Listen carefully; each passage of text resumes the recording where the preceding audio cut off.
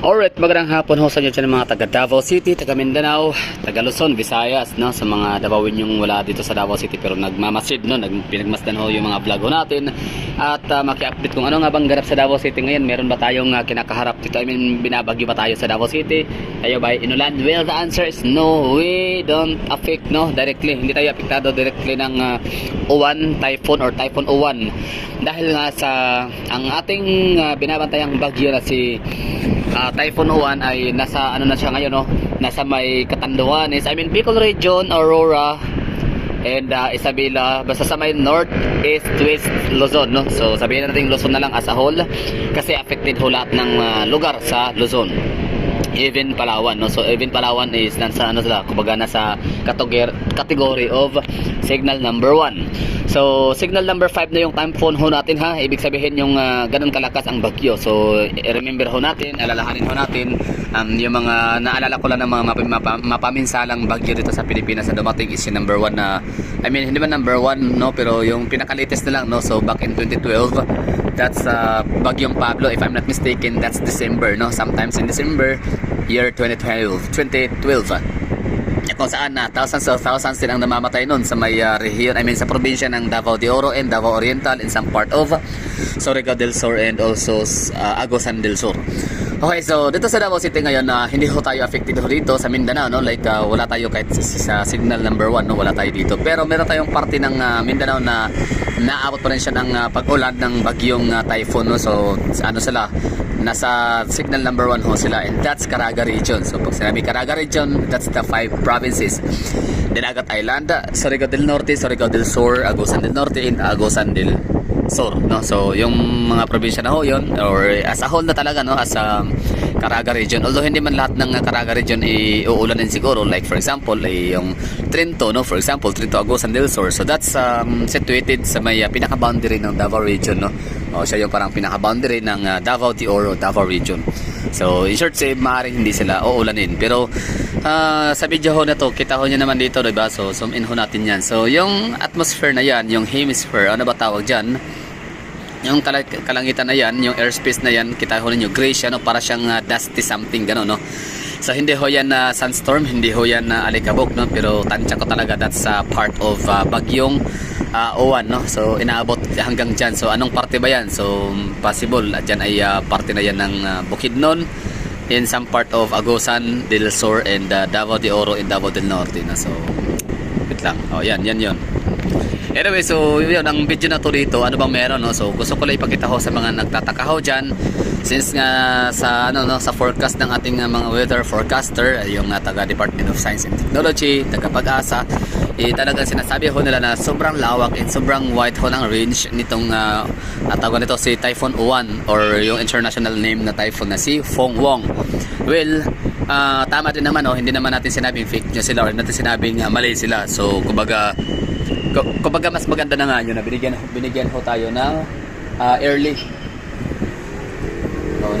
early babala, ano ba tawag dyan, early warning, no, na yan na nga, hindi tayo pakumpiyansa kahit pa nasa Davao City tayo situated, kahit pa tayo ay lugar kung saan na binayayaan nga, no, ng halos lahat na yata dito na, no, magagaling ng mga leader, mga disiplinado mga tao, mga Davaoenyo na willing talaga makipag-cooperate sa local government of Davao City, no, kung ano yung mga pinapatupad na mga batas.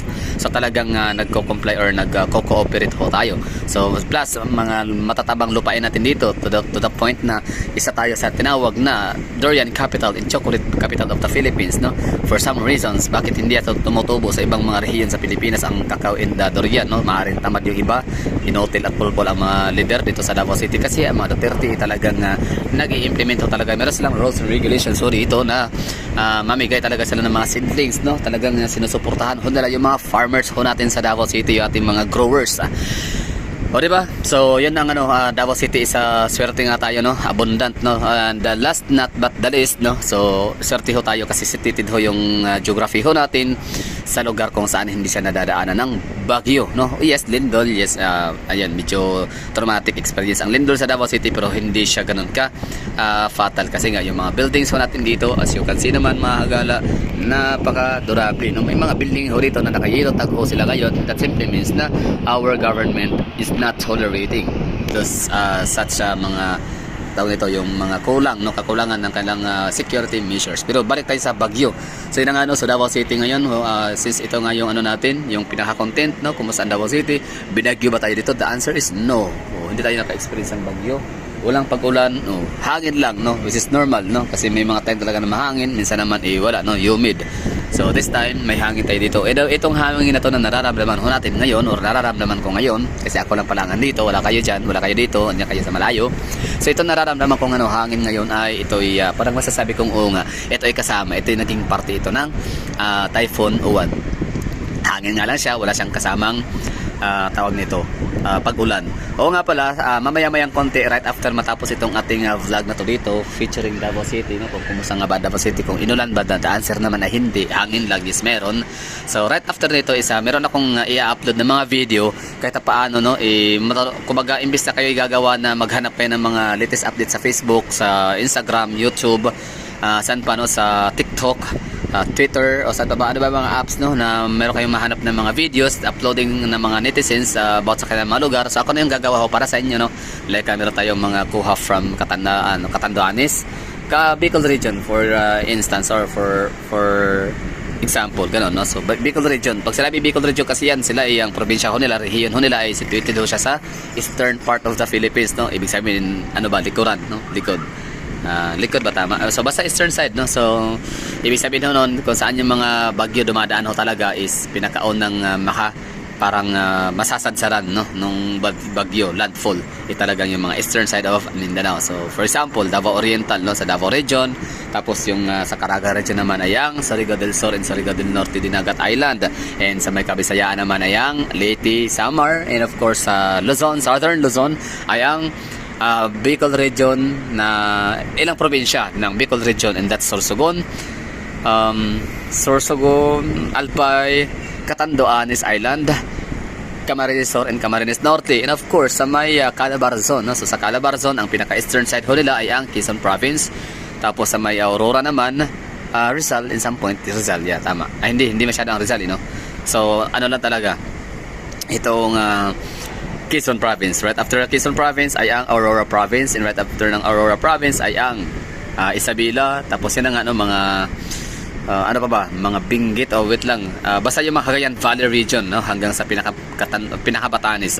So yun lang siguro ang ano natin dito, pinapakita natin video sa Davao City. We are featuring Davao City. So kumusta ba ang lagay ng panahon ng Davao City? The answer is we're doing great, we're doing good, no. So maraming thank you syempre sa Almighty Creator, no, talagang binayayaan niya, mahal na mahal niya ang mga Davaoenyo.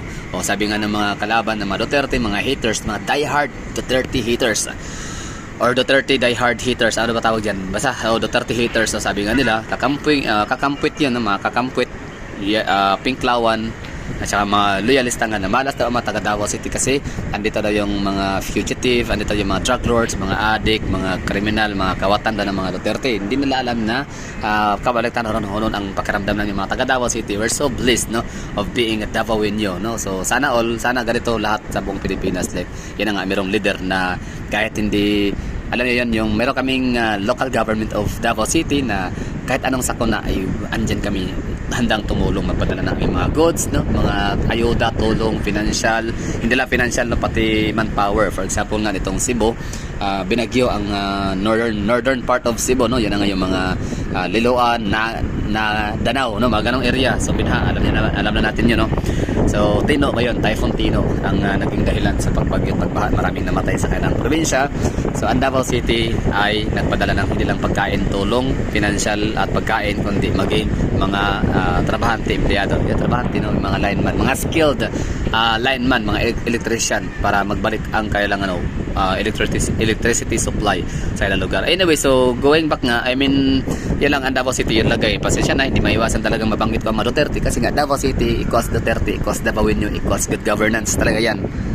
So ano pa bang gagawin natin dyan? Wala talagang magagawa. Pag sinabing bangag, pag sinabing kurakot, kontraktor, mga anomalya sa flood control projects, ghost projects, kawatan, adik, bangag, lahat-lahat. So equals Bongbong Marcos, parang ganun lang, diba? So nakuha niyo yung point, no?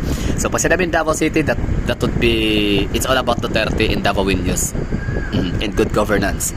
Pag sinabing mga corruption, inutil, walang kwenta, pulpul, ano pa, So that's Bongbong Marcos na administration. Anyway, yun lang ha, ang update sa Davao City, wala tayong naranasang pag-ulan ho dito. Hangin nga lang is okay lang yun. Kasi kahit paano, kasi naman sa humidity, ayoko nung humidity, gusto ko tong ganitong hangin kasi brisko sa pakiramdam. So sa mga taga Luzon and some part of Visayas, mag-ingat ho kayo dyan ha. Tayong, raincoat, buta, power bank. Dapat full charge yan. Kung hindi yan full charge ang power bank, para saan pa nagkaroon ng power bank kung hindi laging puno? Tapon nyo na yan kung ganun man lang.